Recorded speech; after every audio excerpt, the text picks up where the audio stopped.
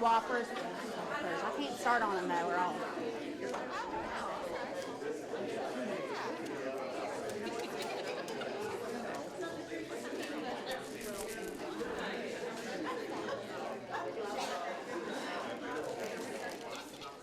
Okay, I want you to, this is weird. Pull out your packet.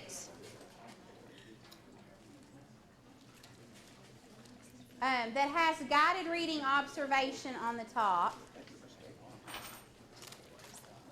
This is like a different projector for me, so I'm struggling a little with it.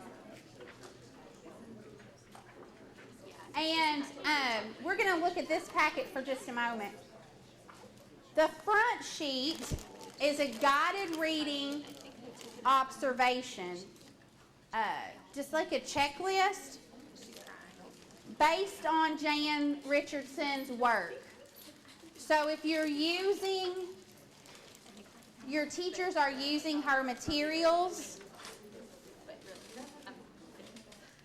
this would have your information on it that when you go into a classroom and you're going to observe guided reading, what I generally do is script.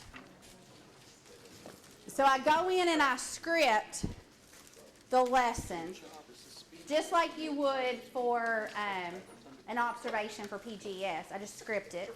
And then I go back to this sheet and I look at it and I go, okay, did I see evidence of these things? Okay. Sometimes if you're just there for part of the lesson, you won't see everything, obviously, if you're just there for 15 minutes or so. But this is just a tool that I developed after diving into Jan's work that I think is very helpful.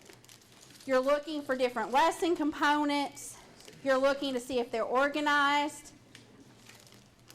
You really want to pay attention to the focus. So you really want to make sure that there is a focus for the lesson and the teacher, and this like a learning target. I call it a lesson focus. You want to make sure the students are engaged with continuous text. And then you want to make sure that they're actively engaged, that they're the ones doing most of the work. So this is just, I have this electronically. If you like it, like I say, I go in and I just script. But then I like to give this to the teacher and have it kind of guides my debriefing conversation with the teacher if we're really working on getting those components of the guided reading in place. The second page, or the next few pages that you have, are lesson plans. These are in the back of your guided reading book. One of the things that we found at Michael's school that was really helpful was that they used these lesson plans.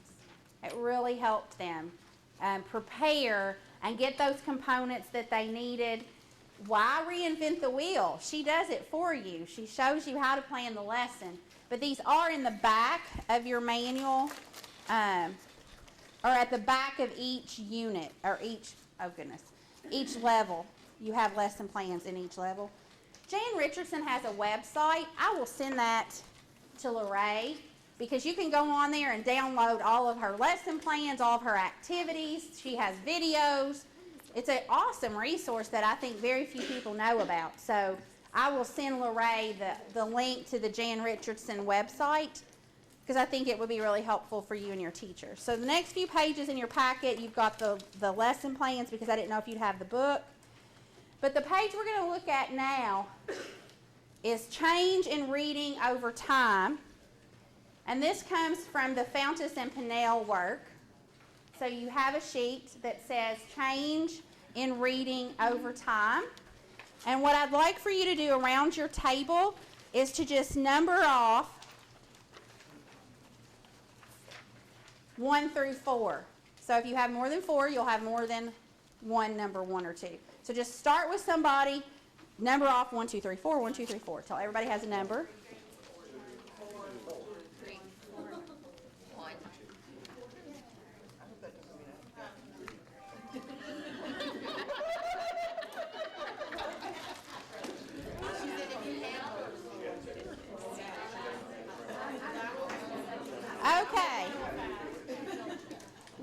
to jigsaw the piece. So if you are number 1, you are going to, and we're going to be reading the shifts in the reading process. In order for you to coach teachers forward, and your role as an administrator or an instructional coach, you need to understand how the reading process changes developmentally. We did not learn this in undergrad, okay? Teachers are still not learning it in undergrad, all right? So if you're number 1, you're going to take the emergent square. If you're number 2, you're going to read early, which is the second square. I don't know why this is so dark. There we go. Maybe that's why. If you're the number 3, you'll take transitional. And if you're number 4, you're going to take self-extending. I'm going to ask that everybody read the last one, because this seems to be with 4th and 5th grade where we are going, okay, what does guided reading look like? What does reading development look like? It's almost like once they know how to read, what do we do with them? There's a lot of work left to do, but that's kind of what we ask ourselves. So I'm going to be quiet. I'm going to set the timer for 5 minutes. You may not need that long. I'll just take the temperature of the room. Your job when we finish is going to be to talk about your process in your shift.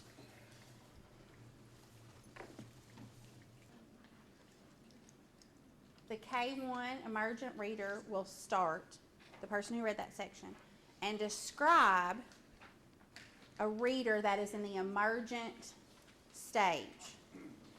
And here's the tricky part. Then the person who goes next is going to say, well, with the early reader, what shifts is, or what changes is, you don't have to describe the whole reader at the next level, but I want you to go, here's what's different in the level I was reading about. Then you'll go on to transitional. Here's what shifts in the transitional reader. Here's what shifts in the self-extending reader. And after everybody's gone around and talked about that, then I want you to have a discussion based on what you read about the 4th and 5th grade advanced readers. What do you think about guided reading in 4th and 5th grade, or just reading in 4th and 5th grade? How's that different than perhaps K3? All right? So let's just take about 5 minutes to just quickly go around and talk about how the development shifts and changes over time. So if you're the emergent one, you will start.